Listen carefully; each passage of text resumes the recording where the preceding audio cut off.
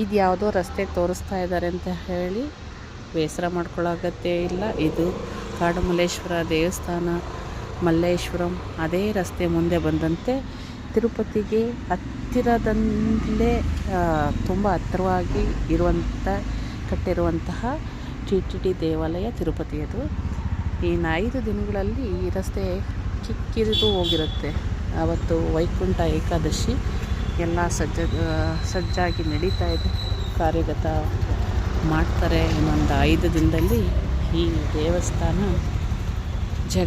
ಜಗಮಗ ಅಂತ ವಿದ್ಯುತ್ ದೀಪ, ಹಾರ ತುರಾಯಿಗಳಿಂದ, ಹೂವಿನ ಅಲಂಕಾರದಿಂದ ಶ್ರೀಮದ್ ವೆಂಕಟರಾತಾಯ ಶ್ರೀನಿವಾಸಾಯ ಗೋವಿಂದಾಯ ಶ್ರೀನಿವಾಸ ತಿರುಪತಿ ವೆಂಕಟರಮಣನ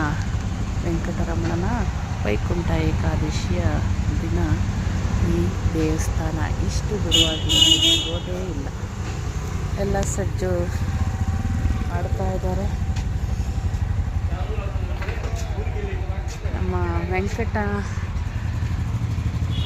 ನೋಡಿ ನಿಮಗೋಸ್ಕರ ಕಾಯ್ತಿರ್ತಾರೆ. ತಿರುಪತಿ ವೆಂಕಟರಮಣ ಇಲ್ಲಿ ಇವಾಗ ಹೇಗೆ ಬಿಕೋ ಅಂತಿದೆ.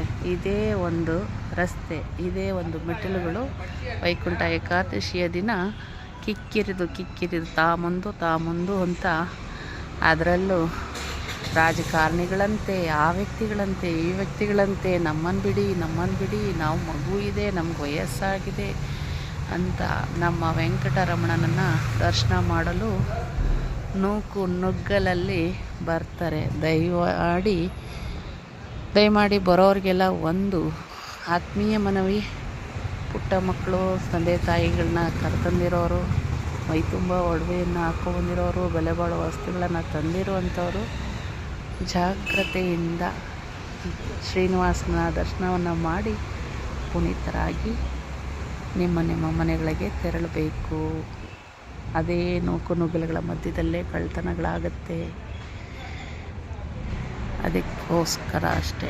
ನೋಡಿ ಎಷ್ಟು ಶಾಂತವಾಗಿದೆ ಈ ದೇವಸ್ಥಾನ. ಇನ್ನು 5 ದಿನದಲ್ಲಿ ವೈಕುಂಠ ಏಕಾದಶಿ ದಿನಕ್ಕೆ ಫುಲ್ಲು ಭರ್ಜರಿ. ಯಾವ ರಸ್ತೆನೂ ಬಿಡುವಿರಲ್ಲ.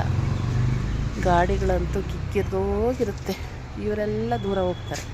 ಹೂವಿನ ಅಂಗಡಿಯವರು, ಕಡಲೆಕಾಯಿ ಅಂಗಡಿಯವರು, ಜಾತ್ರೆ ಥರ ನಡೆಯುತ್ತೆ. ಬಂದು ವೈಕುಂಠ ಏಕಾದಶಿಯ ದಿನ ಕಣ್ತುಂಬಿಸ್ಕೊಂಡು ಶ್ರೀನಿವಾಸನ ದರ್ಶನವನ್ನು ಪಡೆದು ಪುನೀತರಾಗಿ